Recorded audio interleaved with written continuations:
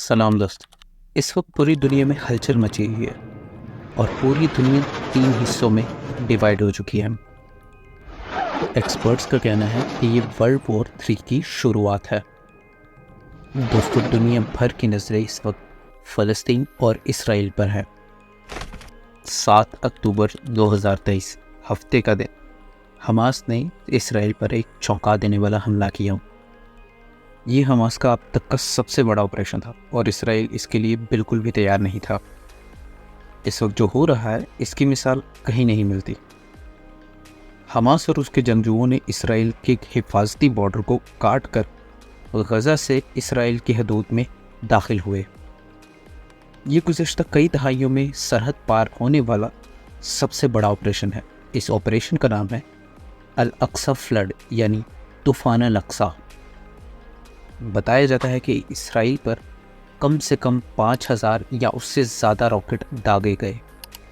कई रिपोर्ट्स के मुताबिक 1000 से ज़्यादा लोग इसराइल में मारे जा चुके हैं। हमास की तरफ से यह हमला न सिर्फ आसमान से हुआ बल्कि ज़मीन से भी उतनी ही शिद्दत से हुआ, क्योंकि हमास से 5000 रॉकेट छोड़े गए। साथ ही साथ हमास की तरफ से जंगजू मोटरसाइकिलों, पैराग्लाइडर्स और कश्तियों का इस्तेमाल करते हुए गज़ा की पट्टी से इसराइल की हदूद में दाखिल हुए। इससे पहले आज तक हमास की तरफ से इतना बड़ा हमला कभी नहीं हुआ। दोस्तों, आज की इस वीडियो को हम 5 हिस्सों में डिवाइड करेंगे।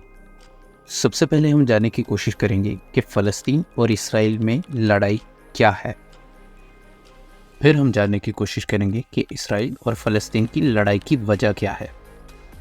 फिर हम जानने की कोशिश करेंगे कि हमास क्या है, हमास और इसराइल क्यों लड़ रहे हैं।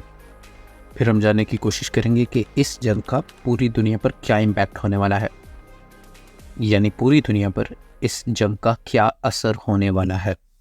वीडियो शुरू करने से पहले हम कुछ बातें बताना चाहते हैं। ये वीडियो सिर्फ इंफॉर्मेशन और एजुकेशनल पर्पस के लिए बनाया जा रहा है।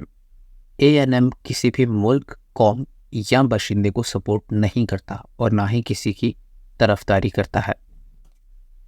इस वीडियो में डिस्कस करे जाने वाले 5 क्वेश्चंस यानी 5 सवालों को हम आपके सामने आसान लफ्ज़ों में पेश करेंगे ताकि आप अपनी राय खुद बना सकें।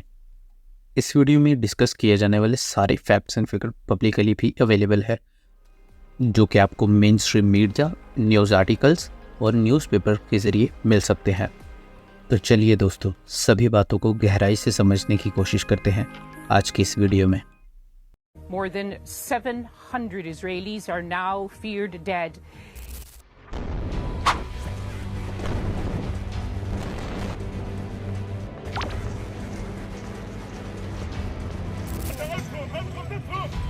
For weapons of war, a tactic Israel has employed now for days against Hamas and the people. Of October 7th, Israel awoke to a shocking attack by Hamas.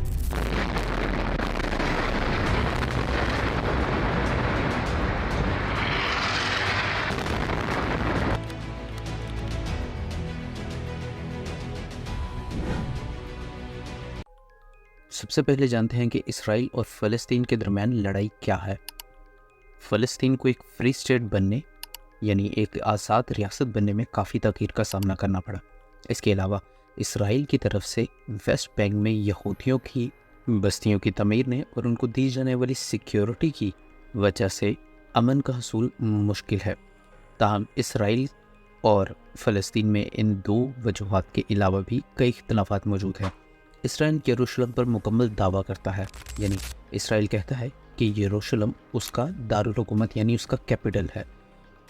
अगरचे उनके इस दावे को कोई भी इंटरनेशनल सपोर्ट नहीं मिला और ना ही इंटरनेशनली ये रिकग्नाइज्ड है कि इसराइल यरूशलेम यानी यरूशलेम इसराइल का कैपिटल है। और दूसरी तरफ फ़लस्तीन वेस्ट यरूशलेम को अपना कैपिटल यानी दारुल हुकूमत बनाना चाहता है। इसके अलावा फ़लस्तीन की डिमांड है कि उसके बॉर्डर्स 1967 की जंग से पहले की हालत में हों, जैसे 1967 की जंग से पहले थे आज भी उसी तरह होने चाहिए। मगर इसराइल इस बात को तस्लीम नहीं करता। इसराइल ने 1967 की जंग के बाद जिन इलाकों पर कब्ज़ा किया वहाँ गैर कानूनी बस्तियाँ तमीर की गई और अब वेस्ट बैंक और ईस्ट यरूशलेम में 5 लाख के करीब यहूदी बसते हैं। यहूदी यानी जोइश। PLO यानी पैलेस्टाइन लिबरेशन ऑर्गेनाइजेशन दावा करता है कि इस वक्त दुनिया भर में 1 करोड़ से ज़ायद फ़लस्तीनी मौजूद हैं, जिनमें से आधे यूनाइटेड नेशंस के साथ रजिस्टर्ड है। बात करते हैं वो कौन से 2 इलाके हैं जिन पर इसराइल ने अब तक कब्ज़ा किया हुआ है। इसराइल का आज भी वेस्ट बैंक पर कब्ज़ा है, लेकिन 2005 में इसराइल ने गज़ा की पट्टी से अपनी मिलिट्री ट्रूप्स को निकाल लिया है। लेकिन यूनाइटेड नेशंस आज भी इस इलाके को मकबूजा यानी ऑक्यूपाइड कंसिडर करता है। इसराइल पूरे यरूशलेम को अपना कैपिटल होने का दावा करता है, जबकि फ़लस्तीन ईस्ट यरूशलेम को मुस्तकबिल का दारुल हुकूमत यानी कैपिटल मानने का दावा करता है। इस वक्त दोनों फ़लस्तीनी इलाके हैं, जिनमें एक वेस्ट बैंक और दूसरा गज़ा की पट्टी यानी गाज़ा स्ट्रिप है। इन दोनों इलाकों के दरमियान 45 किलोमीटर्स का फासला है। वेस्ट बैंक का रकबा 5970 स्क्वायर किलोमीटर्स है, जबकि गज़ा की पट्टी सिर्फ 365 स्क्वायर किलोमीटर है। वेस्ट बैंक यरूशलेम और जॉर्डन दोनों के दरमियान में वाक़या है और गज़ा की पट्टी 41 किलोमीटर लंबी और 10 किलोमीटर चौड़ी है। गज़ा की पट्टी का 7 किलोमीटर का बॉर्डर मिस्र से मिलता है और एक तरफ मेडिटेरेनियन सी से मिलता है। गज़ा में एक फ़लस्तीनी ग्रुप हमास इक़्तिदार में है, जिसने इसराइल से कई मरतबा जंग की। यहाँ पर दोस्तों गौर करने वाली बात यह है कि गज़ा की पट्टी का बॉर्डर, जिसकी हिफाजत मिस्र और इसराइल मिलकर करते हैं ताकि हमास तक हथियार ना पहुँच पाए, लेकिन फिर भी हमास हथियारों से लैस है। ज़रा सोच कर देखिए, 5000 रॉकेट्स, हथियारों से लैस पैराग्लाइडर्स, हथियारों से लैस मोटरसाइकिलें और कश्तियों पर जंगजू सवार थे। यहाँ पर दोस्तों एक सवाल उठता है, आखिर हमास को इतना सपोर्ट कहाँ से मिल रहा है? सोचने वाली बात है। दोस्तों अब जानते हैं कि इस लड़ाई की वजह क्या है। वजह जानने के लिए हमें कुछ टाइम पीछे जाना होगा। अब जानते हैं ये तनाज़ा शुरू कहाँ से हुआ। यूरोप में यहूदियों के साथ बहुत ही बुरा सलूक किया जाता था और उन्हें बहुत ज़्यादा मिसट्रीट किया जाता था, और इसी बुरे सलूक की वजह से सहूनी तहरीक यानी ज़ियोनिस्ट मूवमेंट ने ज़ोर पकड़ लिया, जिसका मकसद यहूदियों के लिए एक अलग रियासत कायम करना था, यानी यहूदियों के लिए एक सेपरेट स्टेट कायम करना था। उस वक्त तक फ़लस्तीन कोई मुल्क नहीं था, बल्कि एक ऐसा इलाका था जो सल्तनत उस्मानिया यानी ओटोमन एम्पायर के कंट्रोल में था। और वर्ल्ड वॉर 1 के बाद ये इलाका ब्रिटेन के ज़ेर सल्तनत आ गया। जैसे ही ये इलाका ब्रिटेन के कंट्रोल में आया तो वहाँ पर यहूदियों की एक बहुत बड़ी तादाद मुंतकिल होने लगी, यानी यहूदी लोग वहाँ माइग्रेट करके जाने लगे, जिसकी वजह से वहाँ पर पहले से रहने वाली अरब आबादी और माइग्रेट होकर आने वाले यहूदियों के बीच में तनाज़े शुरू हो गए। दोस्तों यहाँ से शुरुआत हुई इसराइल और फ़लस्तीन के तनाज़े की। इन सभी बातों के होने के बाद ब्रिटेन और फ्रांस ने इस इलाके को मुख्तलिफ हिस्सों में तकसीम कर दिया और छोटी छोटी ये रियासतों में बांट दिया। लेकिन फ़लस्तीन पर ब्रिटेन का ही कंट्रोल रहा, और जहां आज के फ़लस्तीन यानी उस वक्त के अरब लोग थे, उनके दरमियान और ज़ियोनिस्ट ऑर्गेनाइजेशन के दरमियान कशीदगी और ज़्यादा बढ़ने लगी। दोस्तों कशीदगी बढ़ने की वजह से ज़ियोनिस्ट ऑर्गेनाइजेशंस ने मिलिटेंट ग्रुप्स कायम किए, जिन्होंने सेकेंड वर्ल्ड वॉर के बाद उन पर दबाव और बढ़ाना शुरू कर दिया कि वो एक अलग रियासत चाहते हैं और एक अलग स्टेट की डिमांड करते हैं। दबाव बढ़ने का नतीजा भी सामने आया, जिसकी वजह से सन 1947 में यूनाइटेड नेशंस ने वोटिंग के ज़रिए एक फ़ैसला किया जिसमें फ़लस्तीन को 2 टुकड़ों में तकसीम कर दिया, जिनमें एक यहूदी रियासत होगी और दूसरी अरब रियासत, जिसको आज का फ़लस्तीन कहते हैं, और यरूशलेम एक इंटरनेशनल सिटी होगा। दोस्तों ज़ियोनिस्ट ऑर्गेनाइजेशन की मेहनत रंग लाई और 14 मई 1948 को इसराइल का क़याम हुआ। और दोस्तों जैसे ही इसराइल का क़याम हुआ, उसके अगले ही दिन मिस्र, शाम और इराक़ ने इसराइल पर हमला कर दिया। ये पहली अरब इसराइली जंग कहलाती है, जिसके नतीजे में यूनाइटेड नेशंस ने अपने प्लान के मुताबिक जहां अरब रियासत बनाना थी, वो इलाका मुख्तलिफ ममालिक के कब्ज़ों में आ गया और यूँ फ़लस्तीन को अपनी रियासत से फिर से हाथ धोना पड़ गए। 7.5 लाख के करीब फ़लस्तीनी या तो दूसरे मुल्कों में हिजरत कर गए यानी शिफ्ट हो गए, या फिर उन्हें इसराइली फ़ौजों ने बेदखल कर दिया। इसके बाद दोस्तों 1967 में भी अरब इसराइल जंग हुई, जिसने इस तनाज़े को मज़ीद पेचीदा कर दिया जब इसराइल ने अरब इत्तेहाद को शिकस्त दी, जिसमें शाम और मिस्र शामिल हैं। दोस्तों अरब इत्तेहाद को शिकस्त देने के बाद इसराइल ने और अरब इलाकों पर कब्ज़ा कर लिया, जैसे मिस्र से गज़ा की पट्टी, शाम से गोलान और जॉर्डन से ईस्ट यरूशलेम और वेस्ट बैंक छीन लिया। इसके साथ साथ दोस्तों मिस्र को सिनाई से भी हाथ धोना पड़ा। इसके बाद दोस्तों 1973 में मिस्र और शाम ने इसराइल से अपने इलाके छुड़वाने के लिए दोबारा उस पर हमला किया, जिसे यौम किपुर की जंग भी कहा जाता है। ये जंग दोस्तों काफ़ी फेमस जंग है, इस बारे में आर्टिकल आपको इंटरनेट पर इजीली मिल जाएंगे। इस जंग के 6 साल बाद दोस्तों इसराइल और मिस्र में एक अमन मुआहदा यानी पीस ट्रीटी साइन की गई और मिस्र को सिनाई वापस दे दिया गया। ये पीस ट्रीटी साइन करने के कुछ अर्से बाद जॉर्डन ने भी इसराइल को तस्लीम कर लिया। दोस्तों वापस आज पर आते हैं, जहां फ़लस्तीन ने इसराइल पर हज़ारों रॉकेट छोड़े और इसराइल के आयरन डूम को तबाह कर दिया। यहाँ पर दोस्तों आयरन डूम इसराइल का फेल होता हुआ नज़र आ रहा है, जिसे दुनिया भर में एक फ्यूचर टेक्नोलॉजी की तरह देखा जाता है। दोस्तों इसराइल के वज़ीर-ए-आज़म नेतन्याहू का कहना है कि वो न सिर्फ इस जंग को जीत लेंगे बल्कि गज़ा को भी छीन लेंगे। दूसरी तरफ दोस्तों हमास के लीडर मोहम्मद ताइफ का एक बयान जारी हुआ है, जिसमें उन्होंने दूसरे अरब ममालिक से मदद की अपील की है, यानी उन्हें रिक्वेस्ट की है कि वो भी उनके साथ जंग में शामिल हों और मुस्लिम ममालिक का साथ दें। दोस्तों यहाँ पर आपके मन में कुछ सवाल उठ रहे होंगे, इसराइल की इंटेलिजेंस, मोसाद और शबाक इस सारे हमले से नावाकिफ़ कैसे थी? कैसे इस इंटेलिजेंस को इस हमले की खबर ना हो सकी? और अगर इसराइल की इंटेलिजेंस को इसकी खबर थी तो वो इसको काउंटर क्यों नहीं कर सके? क्या इसराइल की मोसाद इंटेलिजेंस फेल हो गई?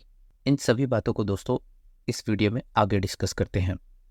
अब हम जानने की कोशिश करते हैं आखिर हमास इसराइल से क्यों लड़ रहा है और हमास क्या है। हमास फ़लस्तीन का एक ऐसा मिलिटेंट ग्रुप है जो 2007 में इक़्तिदार संभालने के बाद इसराइल से बहुत सी जंगें लड़ चुका है। ये एक इस्लामिक ऑर्गेनाइजेशन है जो 2007 में इक़्तिदार में आई, यानी 2007 में इसने इलेक्टेड होने के बाद 74 सीट्स से इसने बरतरी हासिल की। आपको जानकर हैरानी होगी कि आज जो हमास इसराइल पर हमले कर रहा है, असल में ये हमास इसराइल की ही क्रिएशन है।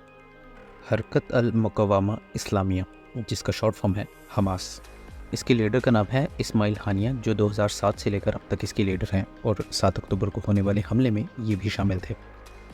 दोस्तों हमास का जन्म 1987 यानी लेट 90s में फ़र्स्ट इंतफादा के बाद हुआ। दोस्तों फ़र्स्ट इंतफादा और सेकंड इंतफादा के ऊपर वीडियो हम बाद में ज़रूर बनाएंगे, लेकिन अभी हम बात कर रहे हैं हमास की। अगर हम इंतफादा की बात करेंगे तो काफ़ी लंबी वीडियो हो जाएगी। लेट 90s में एक ऑर्गेनाइजेशन जो गाज़ा स्ट्रिप में काम कर रही थी, इसका नाम मुस्लिम ब्रदरहुड था। ये एक ऐसी ऑर्गेनाइजेशन थी जिसको इसराइल फ़ंड करता था। हालांकि ये एक इस्लामिक तंजीम थी, लेकिन फिर भी इसराइल इसको फ़ंड करता था क्योंकि ये सोशल वर्क करती थी, जैसे बच्चों के लिए स्कूल बनाना, हॉस्पिटल्स बनाना, चैरिटी इकट्ठी करना और फ़लस्तीन के लोगों की हेल्प आउट करना। ये सारे सोशल वर्क मुस्लिम ब्रदरहुड ऑर्गेनाइजेशन मैनेज करती थी, जिसकी वजह से इसराइल इसको काफ़ी ज़्यादा फंडिंग और सपोर्ट भी करता था, जिसकी वजह से इनको फ़लस्तीन के लोगों का सपोर्ट भी हासिल था। फ़लस्तीन के लोग इनको रिलीजियसली फॉलो भी करते थे। जिस टाइम में दोस्तों इंतफादा हो रहा था और जगह जगह प्रोटेस्ट हो रहे थे, उस वक्त इस ऑर्गेनाइजेशन के कुछ लीडर्स ने अपने हेड शेख अहमद यासीन के घर में एक मीटिंग करी, जिसमें उन्होंने डिसाइड किया कि हम अगर लोगों के साथ मिलकर प्रोटेस्ट नहीं करते और उनको सपोर्ट नहीं करते तो उनके फॉलोअर्स उनसे नाराज़ होते हैं। इन सभी बातों के बाद शेख अहमद ने उन सब बातों को डिक्लाइन किया और उनके ऑपोजिट एक बात कही कि वो इस वक्त वायलेंस को बढ़ावा नहीं देना चाहते और उन लोगों को सपोर्ट करके वायलेंस को बढ़ाना नहीं चाहते। उस वक्त दोस्तों जो बाकी लीडर्स थे, उन्होंने शेख अहमद से हटकर एक नई तंजीम को जन्म दिया, जिसका नाम उन्होंने हरकत अल मुक़ावमा अल इस्लामिया रखा, जिसका शॉर्ट फॉर्म हमास है। उस वक्त दोस्तों PLO यानी फ़लस्तीन लिबरेशन ऑर्गेनाइजेशन ने इसराइल के नाक में दम कर रखा था और इसराइल किसी भी तरह से PLO से जान छुड़वाना चाहता था, जिसके लिए दोस्तों इसराइल ने हमास को एम्पावर किया, उसे फंड किया और उसे सपोर्ट किया। ताकि वो इसराइल के लिए PLO के अगेंस्ट जा सके। लेकिन ये स्ट्रेटेजी कामयाब ना हो सकी और हमास इसराइल के ही खिलाफ हो गया। ये लैंड वॉर दोस्तों आज तक जारी है। उस वक्त से लेकर आज तक हमास और इसराइल ने बेशुमार जंगें लड़ी हैं, लेकिन 7 अक्टूबर 2023 को होने वाला हमला आम हमलों जैसा नहीं था। 7 अक्टूबर को होने वाले हमले का मास्टरमाइंड दोस्तों एक ऐसा रिफ्यूजी लड़का है जो हमास में उस वक्त शामिल हुआ जब फ़लस्तीनी लोगों की नज़र में PLO की रिस्पेक्ट कम और हमास की रिस्पेक्ट ज़्यादा हो रही थी। इस लड़के का नाम मोहम्मद डाइफ है। दोस्तों उस वक्त लोग PLO से ज़्यादा हमास को सपोर्ट करते थे, क्योंकि हमास फ़लस्तीन के लिए पूरे लैंड को चाहता था जो 1967 से पहले का लैंड था। लेकिन PLO सिर्फ गाज़ा स्ट्रिप और वेस्ट बैंक के कुछ इलाकों या सिर्फ वेस्ट बैंक और गाज़ा स्ट्रिप पर कंट्रोल चाहता था। ये सब देखने के बाद आम सिविलियंस PLO की बजाय हमास को सपोर्ट करने लगे। यूँ हमास की पॉपुलैरिटी बढ़ने लगी और वो जोर पकड़ने लगे। अब जानते हैं दोस्तों इस सारी जंग का, ये सारे कॉन्फ्लिक्ट का पूरी दुनिया पर क्या इम्पैक्ट हो रहा है। पूरी दुनिया इस वक्त 3 हिस्सों में डिवाइड हो चुके हैं। एक वो है जो फ़लस्तीन को सपोर्ट करते हैं, एक वो है जो इसराइल को सपोर्ट करते हैं, और एक वो है जो न्यूट्रल है, ना तो वो फ़लस्तीन को सपोर्ट करते हैं और ना ही वो इसराइल को सपोर्ट करते हैं।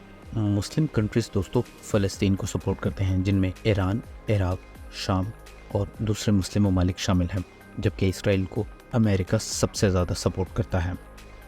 इसके अलावा कुछ और मुल्क भी हैं जो इसराइल की हिमायत करते हैं। उनका कहना है कि इसराइल का जवाबी हमला उसके डिफेंस में है। दोस्तों जंग आज तक जारी है। जब तक ये वीडियो रिकॉर्ड हो रहा है हमास और इसराइल दोनों की जंग जारी है।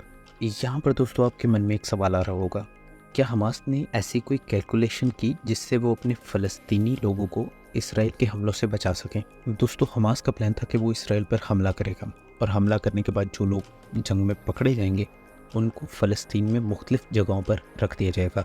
यूँ इसराइल हमला करने से पहले 1000 बार सोचेगा कि वहाँ पर मेरे लोग भी मौजूद हैं और इसराइली हमला करने से डरेंगे। लेकिन दोस्तों ऐसा नहीं हुआ और इसराइल ने फ़लस्तीन पर खुलकर जवाबी हमला किया और उनसे डिमांड की कि अगर वो उनके लोगों को नहीं छोड़ेंगे तो हमला जारी रहेगा।